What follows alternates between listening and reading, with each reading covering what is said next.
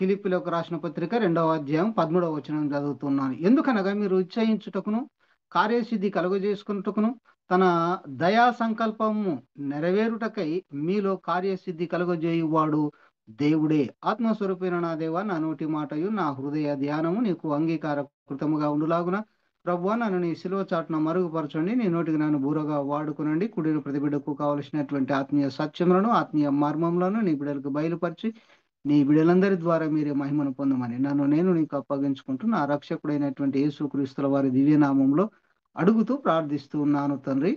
Amen. దేవునికి మహిమ కలుగును గాక. ప్రియులారా, ఈ సమయం నందు ఆత్మీయ నాయకుడు అనుకోవగలిగి ఉండాలి అనేటువంటి మాటను మన మదిలో ఉంచుకుంటూ మనము ఈ ఉదయకాల లేఖనాన్ని ధ్యానము చేసుకుందాం. ఈ లోకంలో ఉన్నటువంటి వారు కేవలము బాధ్యతను చేపట్టినటువంటి లేదా సంఘ బాధ్యతను చేపట్టినటువంటి వారు మాత్రమే నాయకులు అని చాలా మంది అనుకుంటూ ఉంటారు. కానీ అలాంటి బాధ్యత మాత్రమే కాదు, కానీ ఒక విశ్వాసిగా నీ జీవితంలో నాయకత్వాన్ని కొనసాగించుచూ ఉన్నావు తెలియకయే అనేటువంటి మాటను కూడా మనము ఇంత క్రితం దినములలో విని ఉంటూ ఉన్నాం. అలాగనే నేటి దినమందు మరొకసారి జ్ఞాపకము చేయుచున్నాను. నీవు సంఘమునకు కాపరివైనా లేదా కాన్ఫరెన్స్కు నాయకుడిగా ఉండినా లేక నీ కుటుంబంలో నువ్వు యజమానిగా ఉండినా అప్పగింపబడినటువంటి పనిలో నువ్వు యజమానుడిగా లేదా మొదటివాడిగా ఉండినా నీవు నాయకత్వాన్ని కొనసాగిస్తూ ఉన్నావు అన్నది సత్యం. అది చిన్న పని కానివ్వండి, పెద్ద పని కానివ్వండి, బాధ్యత ఏదైనప్పటికీ కూడా అందులో మొదటి వ్యక్తిగా ఆ బాధ్యతకు నీవే ప్రధానమైనటువంటి వ్యక్తిగా ఉన్నావు అంటే నీవు నాయకత్వాన్ని కొనసాగిస్తూ ఉన్నావు అన్నది వాస్తవమైనటువంటిది. అయితే ఈ ఉదయకాల సమయమందు మనము చదువుకున్నటువంటి ఈ లేఖన భాగములో అనగా ఫిలిప్పీలకు రాసిన పత్రిక 2వ అధ్యాయము 12-13 వచనాలలో మనము గమనించినప్పుడు ఒక నాయకుడు అనబడుచున్నటువంటి వాడు ఎలా ఉండాలి? ఇక్కడ ఫిలిప్పీలకు రాసిన పత్రికలో పౌలు తన విశ్వాసులకు ఈ మాటను జ్ఞాపకం చేస్తూ ఉన్నాడు. ఇక్కడ పౌలు ద్వారా ఎవరు పలికించి ఉన్నారు అంటే దేవుడే పలికించి ఉన్నాడని మనం అనుకుంటాం. కాబట్టి పౌలును పక్కకు పెట్టి అట్టి స్థానములో యేసుక్రీస్తుల వారినే మనము ఊహించుకుంటే ఎలా ఉంటుంది అనగా, నీవు నీ కుటుంబంలో ఒక విశ్వాసిగా, ఒక తండ్రిగా, భర్తగా, సంఘములో కాపరిగా లేదా ఒక ఉన్నతమైనటువంటి పనుల యొక్క బాధ్యతను కొనసాగించుచున్న నీవు నాయకుడవై ఉంటూ ఉన్నావు. కాబట్టి ఈ సత్యాన్ని గమనించవలసిన వాడవై ఉంటూ ఉన్నావు. అందుకే పౌలు అంటున్నటువంటి మాట 12వ వచనంలో అంటాడు, కాగా నా ప్రియులారా, మీరు ఎల్లప్పుడూ విధేయులై ఉన్న ప్రకారము అనగా వాళ్ళు విధేయులుగా కొనసాగుతూ ఉంటూ ఉన్నారు అన్నది మనకు అర్థమవుతూ ఉంటున్నది.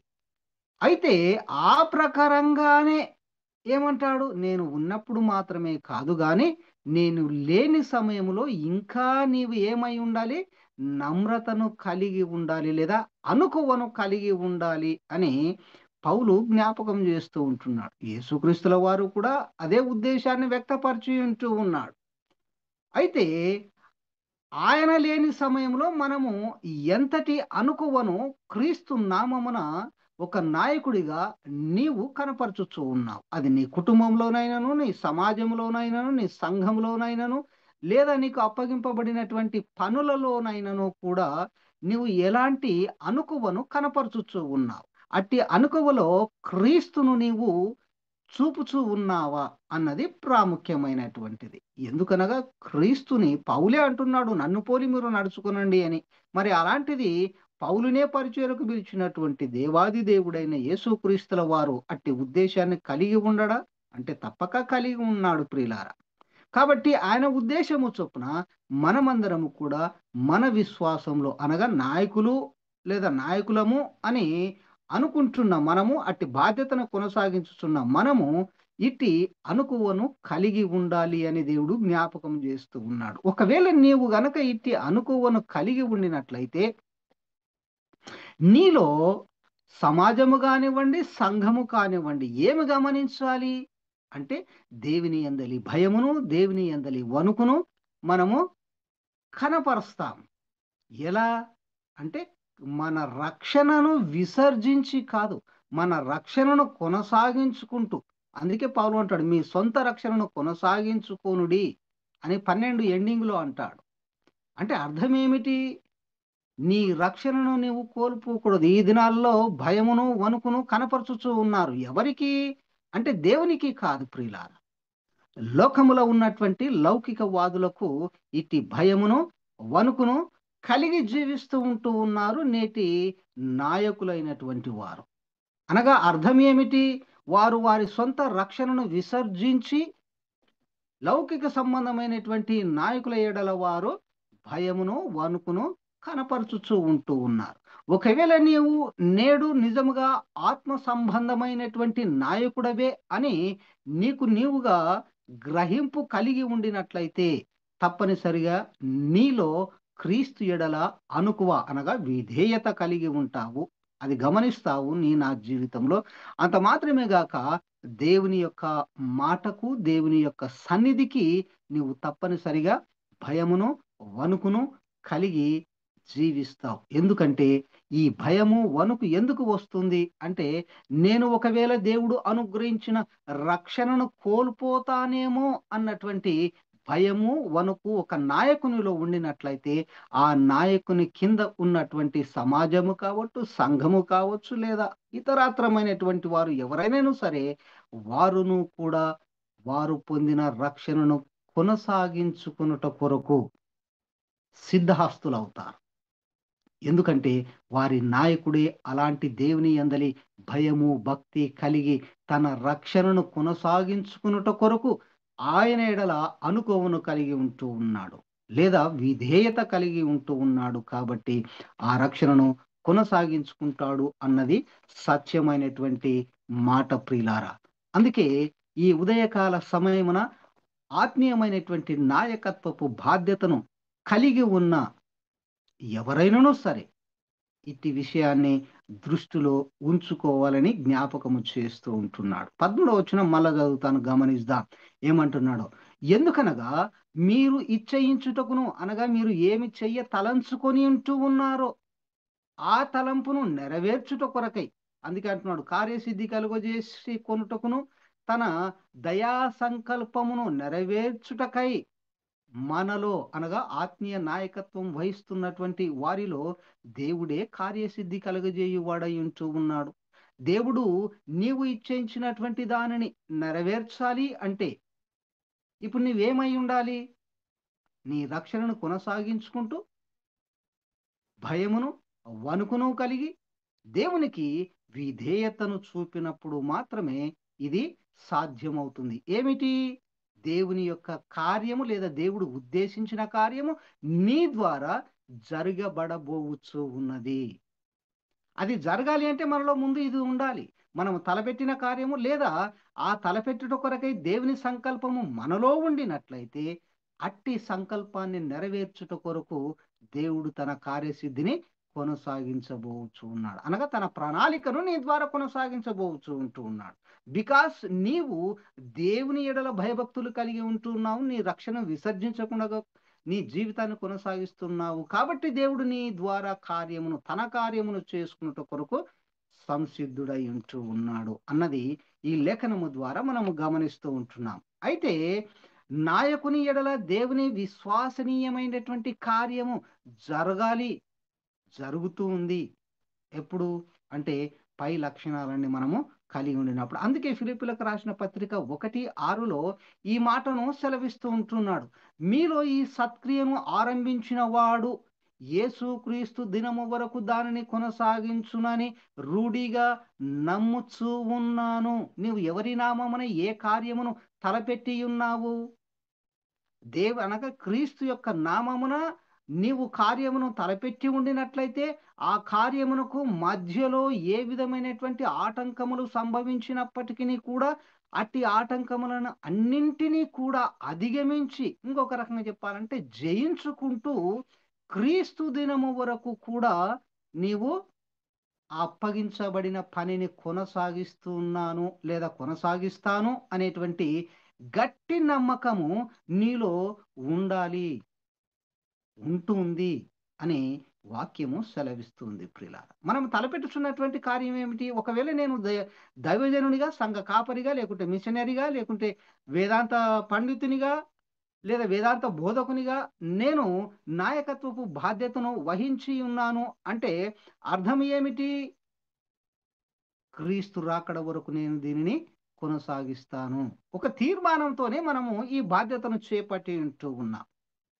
అనగా కాపరిగా, సంఘ నాయకునిగా, లేదా కుటుంబమునకు బాధ్యత వహించుట కొరకు తండ్రిగా, భర్తగా వివాహము చేసుకున్న దినమందే మనము ఇట్టి నమ్మకాన్ని కలిగి ఉంటూ ఉన్నాం. నా జీవితాంతం వరకు కూడా నా కుటుంబానికి నేను నాయకుడిగా అన్ని అవసరతలను తీరుస్తాను. ఆ కుటుంబానికి కావలసినటువంటి మేలులన్నిటిని కూడా సమకూరుస్తాను అనేటువంటి నమ్మకము చేతనే మనము ఒక కుటుంబానికి యజమానులుగా ఉండబోచు ఉంటున్నాం. అలాంటిది ఒక కుటుంబానికే మనం అలాంటి తీర్మానం చేసుకున్నప్పుడు మన సంఘంలో ఎన్నో కుటుంబాలు ఉంటున్నాయి. మరి అలాంటి కుటుంబాలకి నీవే నాయకత్వం వహించువాడవై ఉంటున్నావు, లేదా నేనే నాయకత్వం వహించువాడనై ఉంటున్నాను. మరి అలాంటప్పుడు మనము అట్టి నాయకత్వాన్ని కొనసాగించుట వరకు, లేదా ఏ కార్యమునైతే చేయ తలపెట్టి ఉన్నామో అట్టి కార్యమును కొనసాగింపజేయుట కొరకు, ఆయన రాకడ వరకు, లేదా మనలో ప్రాణము ఉన్నంత వరకు దాన్ని మనము నమ్మకంగా కొనసాగిస్తాము అనేటువంటి నమ్మకము ఉండే మనము ఆయన పరిచర్యలోనికి వచ్చి ఉంటున్నాం. అలాగునే ప్రస్తుతం ఉన్నటువంటి కాన్ఫరెన్స్ నాయకులు, లేదా ఇంకా ఇతరాత్రమైనటువంటి నాయకత్వం వహిస్తున్నటువంటి వారు కూడా అదే స్థితిలో ఉండవలసిన వారై ఉంటూ ఉన్నారు. ఏది ఏమైనప్పటికీ కూడా తలంచినటువంటి, అనగా దేవుని ద్వారా తలంపబడినటువంటి కార్యము ఏదైతే ఉందో అట్టి కార్యమును తలపెట్టి ఉన్నాము కాబట్టి అట్టి కార్యమును మనము చివరి దాకా కొనసాగించవలసిన వారమై ఉంటున్నాం. మనము బ్రతికి ఉంటే ఆయన రాకడ వరకు, లేదా ఆయన రాకడ ఆలస్యమైనట్లయితే మనలో ప్రాణము ఉన్నంత వరకు మనము ఇట్టి నమ్మకమైనటువంటి నాయకత్వాన్ని కొనసాగించాలని దేవుడు మనకు జ్ఞాపకం చేస్తూ ఉంటూ ఉన్నాడు ప్రియులారా. అందుకే నాయకుని ఎడల దేవుని యొక్క విశ్వసనీయమైనటువంటి కార్యములు జరుగుతూనే ఉంటున్నాయి. ఎవరైతే వారి విశ్వాసాన్ని లేదా రక్షణను కొనసాగించుకుంటూ ఆయన యందు భయభక్తులు కలిగి వినయ విధేయతలు కలిగి ఉంటూ ఉన్నారో వారి ఎడల ఆయన విశ్వసనీయమైనటువంటి కార్యములు జరుగుతూనే ఉంటూ ఉన్నాయి ప్రియులారా. అందుకే ఈ ఉదయ కాలమున దేవుడు ఏ నాయకత్వపు బాధ్యతలను నువ్వు చేపట్టి ఉంటున్నావో అట్టి నాయకత్వపు బాధ్యతలను నీ జీవితాంతం వరకు కూడా కొనసాగించుకోవడానికి దేవుడు నీతో ఉన్నాడు. ఆయన ఉద్దేశించిన కార్యమే నీ ద్వారా జరిగిస్తూ ఉన్నాడు అనేటువంటి సత్యాన్ని మరి ఒకసారి మనకు దేవుడు జ్ఞాపకము చేయుచూ ఉంటున్నాడు. అయితే నీవు ఎప్పుడైతే ఇట్టి కార్యములను దేవుని ద్వారా తలపెట్టి ఉంటూ ఉన్నావో, ఇట్టి కార్యం సఫలీకృతము కావాలి అంటే నీవు ఎక్కడ ఉండవలసిన వాడవైంటూ ఉన్నావు? యేసుక్రీస్తుల వారు తన శిష్యులతో జ్ఞాపకము చేయుచూ ఉంటూ ఉన్నాడు. యోహాను సువార్త 15వ అధ్యాయం 1వ వచనం మొదలుకొని 11వ వచనం వరకు మనము అక్కడ గమనిస్తూ ఉంటూ ఉన్నాము ప్రియులారా. నాయకుడు అనబడుచున్నటువంటి వాడు నిజమైనటువంటి ద్రాక్షావల్లిలో ఒదిగి ఉండవలసిన వాడై ఉంటూ ఉన్నాడు. కారు ద్రాక్షలను ఇచ్చు చేదైనటువంటి ద్రాక్షావల్లిలో దాగి ఉండుట వలన అట్టివాడు దేవుని యొక్క కార్యమును నెరవేర్చజాలడు, లేదా దేవుని యొక్క సంకల్పము వాని ద్వారా కొనసాగింపబడదు అనేది సత్యము. కాబట్టి నీవు ఎవరిని ఆశ్రయించి ఉంటున్నావు? ఎవరిలో నీవు ఒదిగి ఉంటూ ఉన్నావు? నిన్ను నీవు ఎవరి ద్వారా కప్పుకొని ఉంటూ ఉన్నావు? క్రీస్తును కప్పుకొని ఉంటూ ఉన్నావా, లేక లోకములో ఉన్నటువంటి దుష్టిని కప్పుకొని ఉంటూ ఉన్నావా? నేటి దినములలో మన సంఘములలోను, మన విశ్వాస జీవితములలోను, అలాగునే మనము ఏ విశ్వాస ప్రమాణమును కలిగి ఉంటున్నామో అట్టి విశ్వాస ప్రమాణమునకు సంబంధించినటువంటి ఈ వ్యవస్థలో కూడా ఇలాంటి కారు ద్రాక్షలను కలిగిన నాయకులు ఉన్నారు అన్నది సత్యం. ఎందుకంటే వారందరూ కూడా అలాంటి నాయకత్వమును ఆశ్రయిస్తూ ఉంటున్నారు. అలాంటి నాయకులలో ఒదిగిపోవచ్చు ఉంటూ ఉన్నారు. గనక ఈయన మంచి ద్రాక్షవల్లి అయి ఉంటూ ఉన్నాడు. ఆ ద్రాక్షవల్లిలో మనము ఒదిగి ఉండినట్లయితే ఆయన ఆశించినట్టుగా ఆయన కార్యములను మన ద్వారా నిర్వహించుకుంటూ వెళతాడు. నిన్ను సమాజంలోనూ సంఘములోనూ కూడా ఉపయోగకరమైనటువంటి ఉపకరణముగా వాడుకొని నిన్ను పై స్థానములోనే ఉంచుతాడు, కానీ కింది స్థానములో ఉంచడానికి అవకాశము లేదు ప్రియులారా. వంటింట్లో పనిచేసేటువంటి వారికి ఈ ఉపకరణలను గూర్చినటువంటి పరిస్థితి మనకు బాగా తెలిసే ఉంటుంది. ఎందుకు అంటే వారు విలువ పెట్టి కొనుకొచ్చినటువంటి వస్తువులను వాడుతున్న విధానాన్ని మనం గమనిస్తే చెక్కలతో చేయబడినటువంటి ఈ దినాల్లో వాడటం లేదు. ఎక్సెప్ట్ దోస తిప్పేసేటువంటి ఆ సలాకి తప్ప చెక్కతో వాడుతున్నటువంటి వస్తువు ఏది లేదు. దాన్ని ఎక్కడ వాడేస్తారు అంటే కింది స్థాయిలో వాడేస్తారు. స్టీల్‌తోను, వెండితోను చేసినటువంటి ఉపకరణలను పై ఉన్న స్థానంలో పెడతారు. ముందు ఎండి వస్తువు ఉందనుకో, ఎండి వస్తువును అన్నింటికంటే పైన పెట్టేస్తారు.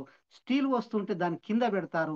ఇంకా దానికంటే విలువ తక్కువనేది ఉంటే దాని కింద పెడతారు. ఒకవేళ విలువ ఇంకా ఎక్కువైనది ఇత్తడి, కంచు అటువంటివి ఉంటే ఆ ఎండి కింద పెట్టేస్తారు. లేదా ఎండితో సమానంగా కూడా పెడతారు. ఇక్కడ దేవుడు కూడా నీ విషయంలో అదే ఆలోచన చేయుచూ ఉంటూ ఉన్నాడు. దేవునిలో ఉండినట్లయితే దేవుడు నిన్ను హెచ్చించవలసినటువంటి సమయమునందు ఆయన నిన్ను హెచ్చించుట కొరకు సంసిద్ధముగా ఉంటూ ఉన్నాడు. ఎప్పుడు అంటే ఆయనలో నీవు ఒదిగి ఉండినప్పుడు. మంచి ద్రాక్షావల్లితో నీవు అంటు కట్టబడినప్పుడు నీవు మంచి ఫలములనే ఇచ్చుట కొరకు సంసిద్ధముగా ఉంటావు.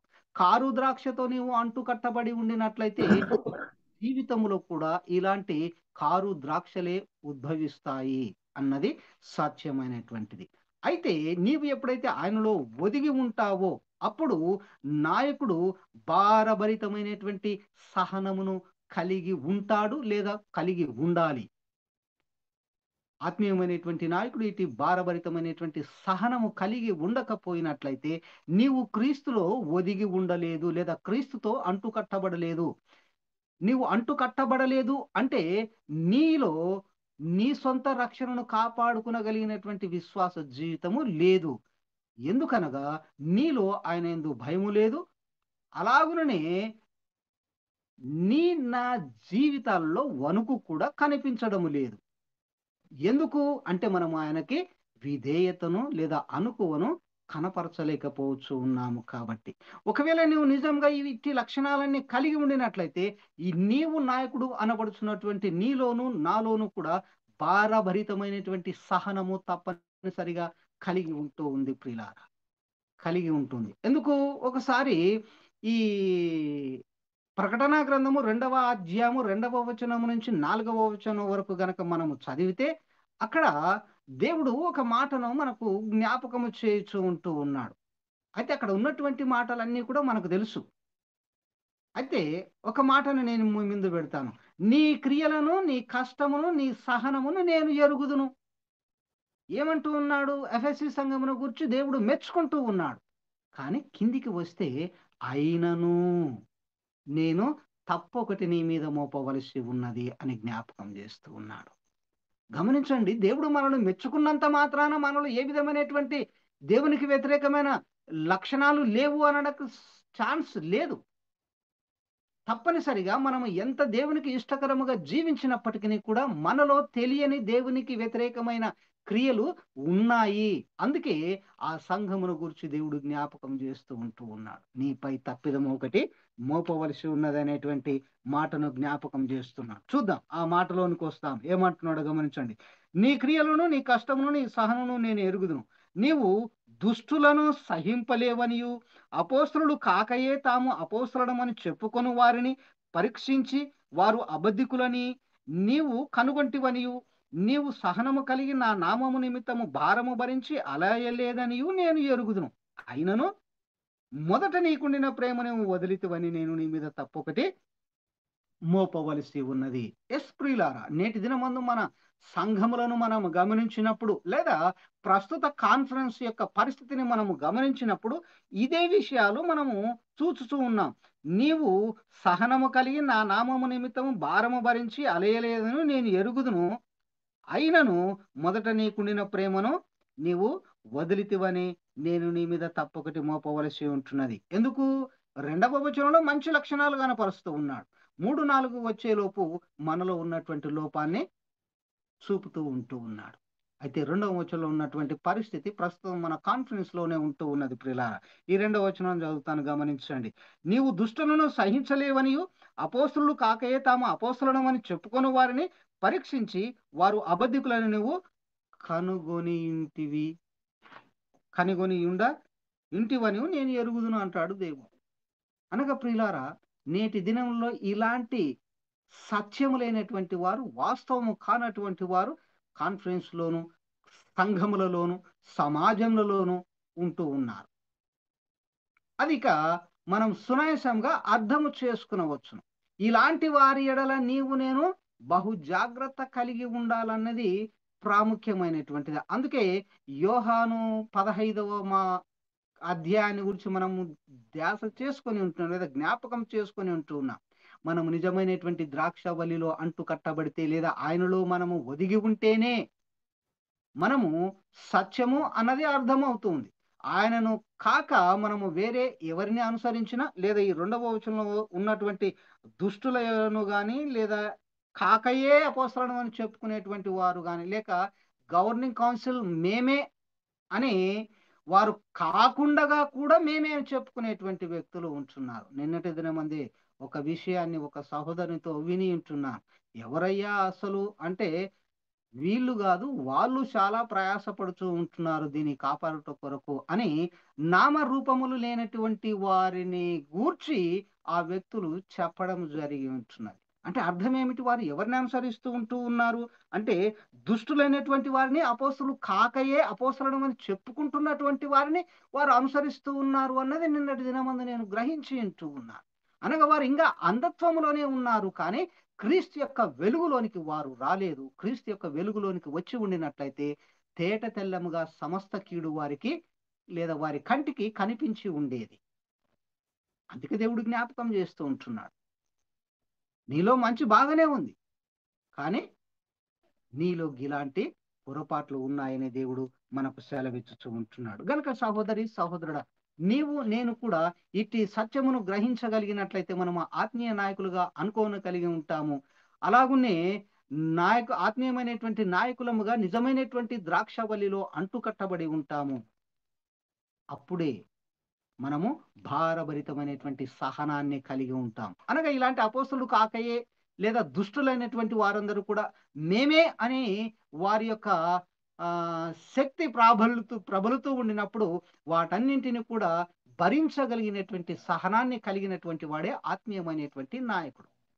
అట్టి భారంతో కూడిన సహమును కలిగి తన క్రియలను తను కొనసాగించుకుంటూ వెళ్ళినట్లయితే, అనగా ఫిలిప్పీయులకు రాసిన పత్రిక 1వ అధ్యాయము 6వ వచనము ప్రకారముగా ఈ కార్యము ఆయన ద్వారా సంకల్పింపబడి ఉంటున్నది కాబట్టి కార్యసిద్ధి కలగజేయువాడు ఆయనయే అనేటువంటి నిరీక్షణ మనము కలిగి ఉంటే తప్పనిసరిగా ఒక దినమందు నీ నాయకత్వములో ఫలాలను నీవు చూస్తావు అన్నది ఈ లేఖనం యొక్క సత్యమై ఉంటున్నది ప్రియులారా. అందుకే కదా ఎఫెసీయులకు రాసిన పత్రిక 5వ అధ్యాయము 17వ వచనం, యాక్చువల్లీ 2-4 వచనాలు, 17-21వ వచనం వరకు మనం దాన్ని క్షుణ్ణంగా జరిగితే ఆత్మ సంబంధమైనటువంటి నాయకునికి ఉండవలసినటువంటి లక్షణాలు అక్కడ జ్ఞాపకం చేస్తున్నాడు. నీకు ఇది ఉండకూడదు, ఇది ఉండకూడదు, ఇది ఉండకూడదు అనేటువంటి ఉద్దేశాలను పౌలు మనకు వివరిస్తూ ఉంటున్నాడు. అయితే 17వ వచనంలో ఉన్నటువంటి మాట ఏమిటి అంటే, ఇందు నిమిత్తము మీరు అవివేకులు కాక ప్రభు యొక్క చిత్తమేమిటో గ్రహించుకొనుడి అని సెలవిస్తూ ఉంటూ ఉన్నారు. అంటే మనం ఆత్మీయమైనటువంటి నాయకులముగా, ఆత్మ సంబంధమైనటువంటి నాయకత్వాన్ని వహిస్తున్నటువంటి మనము అట్టి గ్రహింపు లేకపోయినట్లయితే మనము ఆత్మీయమైనటువంటి నాయకులము కాదు అన్నది సత్యం. అందుకే మనము దేవుని యొక్క జ్ఞానమును పొందుకున్నప్పుడు ఎలా ఉంటాము అంటే, సామెతల గ్రంథము 3వ అధ్యాయము 5వ వచనములో ఉన్నట్టుగా మనము ఆశీర్వాదములను పొందుతాం. మనము మాత్రమే కాదు, కానీ మనకు అప్పగింపబడినటువంటి సంఘము, సమాజము, అది ఏదైనా కూడా సమస్తము కూడా ఆశీర్వదింపబడుతుంది. సొంత బుద్ధి మీద మనం ఆధారపడినట్లయితే వాటన్నిటికి కూడా మనము దూరమైపోతాం. మరి ప్రాముఖ్యంగా దేవుని యొక్క విజయానికి, లేదా ఆయన కార్యసిద్ధికి మనమే ఆటంకులం అవుతామేమో. కాబట్టి ఆయన జ్ఞానము మీద మనము ఆధారపడి వెళుతూ ఉండినట్లయితే తప్పనిసరిగా అట్టి మేలును మనకు అనుగ్రహిస్తాడు. అయితే ఆత్మతో నింపబడినటువంటి ఆత్మీయ నాయకులు ఎలా ఉంటారు అంటే ఆత్మ చేత నింపబడతారు. ఎలా నింపబడతారో ఒకసారి చూద్దాం. ఎక్కడికి వెళ్దాము? అపోస్తల కార్యం 4వ అధ్యాయం 7వ వచనం నుంచి 13వ వచనం వరకు మనం చదివినప్పుడు ఇక్కడ పేతురు ఆత్మ చేత నింపబడిన వాడై అందరూ వినగలిగినట్లుగా, అందరూ గ్రహించగలిగినట్లుగా మనకు జ్ఞాపకము చేయుచూ ఉంటూ ఉన్నాడు ప్రియులారా. Peter, filled with the Holy Spirit, then he began to speak about deeds of Jesus. యేసుక్రీస్తుల వారి క్రియలను భయము లేక, ఇహ సంబంధమైనటువంటి వణుకు లేక ఆయన క్రియలను కనపరచుచూ ఉన్నాడు లేదా వినపరచుచూ ఉంటూ ఉన్నాడు.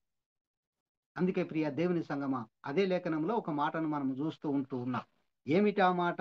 ఒకసారి అందులో ఉన్నటువంటి పదాన్ని నేను చదివి మీ ముందుకు ఇట్టి విషయాన్ని పెట్టగోరుచూ ఉంటూ ఉన్నాను. ఏమంటాడు అక్కడ?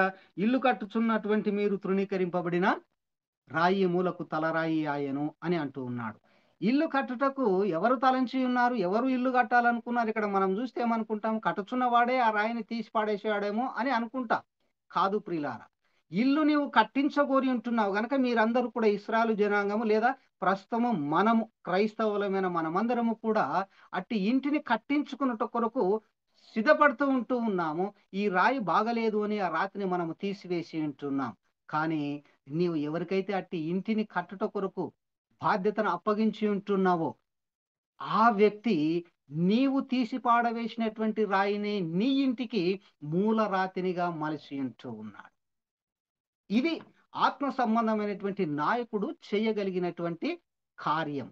లేదా ఈ ఆత్మ సంబంధమైనటువంటి నాయకునిలో నమ్రత లేదా అణకువ, విధేయత, భయము, వణుకు, రక్షణను కాపాడుకునేటువంటి స్వభావము, క్రీస్తులో అంటగొట్టబడినటువంటి స్వభావము, అలాగునే భారభరితమైనటువంటి సహనము కలిగి ఉండినట్లయితే ఇప్పుడు నీ సమాజంలో ఎవరైతే క్రీస్తును వద్దనుకుంటూ ఉన్నారో, క్రీస్తుకు వ్యతిరేకంగా నడుస్తూ ఉంటున్నారో వారి జీవితాలలో నీవు గృహ నిర్మాణకుడిగా, నీవు అట్టి తృణీకరింపబడినటువంటి క్రీస్తు అనబడుచున్నటువంటి రాతిని నీవు ప్రధానమైనటువంటి లేదా మూల రాతిని నీవు స్థాపిస్తూ ఉంటూ ఉన్నావు అని ఈ లేఖనము సెలవిచ్చుచూ ఉన్నది. గనక సహోదరి సహోదరుడా, ఈ ప్రాతకాల సమయమునందు ఆత్మ సంబంధమైనటువంటి నాయకత్వాన్ని కలిగి ఉన్న నీవు, నేను, మనమందరము కూడా ఇట్టి విషయాన్ని మనము గ్రహించవలసిన వారమై ఉంటూ ఉన్నాం. ఇట్టి సత్యము నీలో నాలో స్థాపింపబడవలసి ఉంటూ ఉన్నది. మనలో నిజముగా దేవుని యందు వినయము విధేయత ఉన్నదా? దేవుని యందు భయము భక్తి ఉన్నదా? దేవుని యందు వణుకు ఉన్నదా? దేవుని నామమును బట్టి మనకు అనుగ్రహింపబడిన రక్షణను మనము కొనసాగించుకుంటూ ఉన్నామా? క్రీస్తులో మనము అంటుకట్టబడి ఉంటూ ఉన్నామా? అలాగునే ఆత్మచేత నింపబడి ఉంటూ ఉన్నామా? పేతురు ఈ మాటలు మాట్లాడుతూ ఉండినప్పుడు అక్కడి రాజ్య సంబంధమైనటువంటి నాయకులు, మత సంబంధమైనటువంటి నాయకులు అందరూ కూడా నిలవబడినప్పుడు పేతురు ఆత్మచేత నింపబడిన వాడై ఆయన కార్యములను ప్రచురపరిచి ఉంటూ ఉన్నాడు. మరి నేటి దినమందు నీవు దేని ప్రచురపరుస్తూ ఉంటూ ఉన్నావు? ఎవరిని నీవు ఆశ్రయిస్తూ ఉంటున్నావు? ఎవరిని నమ్ముతూ ఉంటూ ఉన్నావు? దుష్టులైనటువంటి వారిని, అపోస్తలులు కాకయే అపోస్తలులని చెప్పుకునేటువంటి వారిని, నాయకులు కాకయే మేము నాయకులమని చెప్పుకునేటువంటి వారిని నీవు నేను అనుసరిస్తూ ఉంటూ ఉన్నామా? నా విశ్వాస జీవితంలో ఎటువైపు పరిగెడుతూ ఉంటూ ఉన్నావు? జ్ఞాపకం చేసుకుందాం. నీవు నిజంగా ఆత్మ సంబంధమైనటువంటి నాయకుడవైనట్లయితే నీకు లబ్ధి ఉండినా లేకపోయినా 2 గుర్రముల మీద నీవు స్వారీ చేయవు. అది ప్రాముఖ్యముగా సేవకులమైన మనము గ్రహించవలసిన వారమై ఉంటున్నాం. సత్యము ఎటువైపు ఉందో అట్టి సత్యాన్ని మనము అనుసరించి నడుస్తూ ఉండినప్పుడు మాత్రమే యేసుక్రీస్తుల వారి కార్య సిద్ధి మన ద్వారా నిర్వహించబడుతూ ఉంది, జరిగించబడుతూ ఉంది, జయాన్ని అనుగ్రహిస్తూ ఉంది. అలా కాక సచ్చిన కాడ నేను సప్పిడి చేస్తాను, పుట్టిన కాడ నేను సప్పిడి చేస్తాను, పెళ్లి జరిగిన కాడ నేను సప్పిడి చేస్తాను అని అంటే నీవు ఏ నాయకత్వపు బాధ్యతను కలిగి ఉంటున్నావో దానిని ఒక సేవకుడిగా, అలాగే ఒక సంఘములో నాయకుడిగా, ఒక కార్యమును చేపట్టినటువంటి నాయకులుగా మనము ప్రశ్న వేసుకునవలసిన వారమై ఉంటున్నాం. మోస్ట్ ప్రాబబ్లీ పాస్టర్స్ అయినటువంటి వారు, మన పాస్టర్లు అయినటువంటి వారు వారి నాయకత్వాన్ని సక్రమంగా కొనసాగించినట్లయితే ఈరోజు కాన్ఫరెన్సు ఈ విధమైనటువంటి పరిస్థితిలోనికి వచ్చేది కాదు.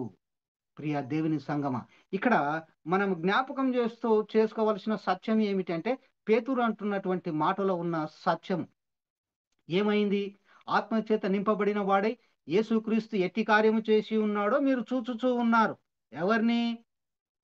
కుంటివాడైనటువంటి వాడు ఇప్పుడు తిరుగులాడుచూ ఉంటూ ఉన్నాడు. ఎప్పుడు ఈ మాట పలికి ఉంటున్నాడు పేతురు అంటే, ఆత్మ నింపబడిన తదుపరి, దేవుని యొక్క కార్యము జరిగిన తదుపరి ఈ మాటను పలుకుతూ ఉంటున్నాడు. మరి ఈ ఎంబి సంఘములకు ఆధిపత్యం వహిస్తున్నటువంటి ఈ గవర్నింగ్ కౌన్సిల్ లేదా మన మిషన్ ఏదైతే ఉందో అది ఇప్పుడు ఏమై ఉంది అంటే కుంటుబడి ఉంటూ ఉన్నది.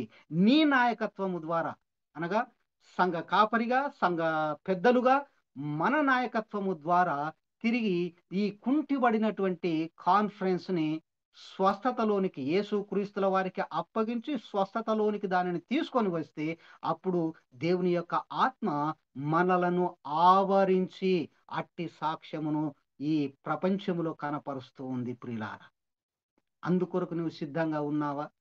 అట్టి నాయకత్వాన్ని చేపట్టట కొరకు నువ్వు సిద్ధంగా ఉండినట్లయితే నిజంగా నీవు ధన్యుడవై ఉంటూ ఉన్నావు. నీ రక్షణను నీవు కొనసాగించుకుంటూ ఉన్నావు. దేవుని యొక్క కార్యసిద్ధిని నీ జీవితం ద్వారా నెరవేర్చబోచు ఉంటూ ఉన్నావు. అట్టి ఆత్మ నడిపింపును దేవుడు నీకు, నాకు, మనందరికీ, మరి ప్రాముఖ్యంగా కాన్ఫరెన్స్ లో ఉన్నటువంటి ప్రతి బిడ్డకు కూడా అనుగ్రహించి మహిమను స్వీకరించునుగాక. ఆమెన్.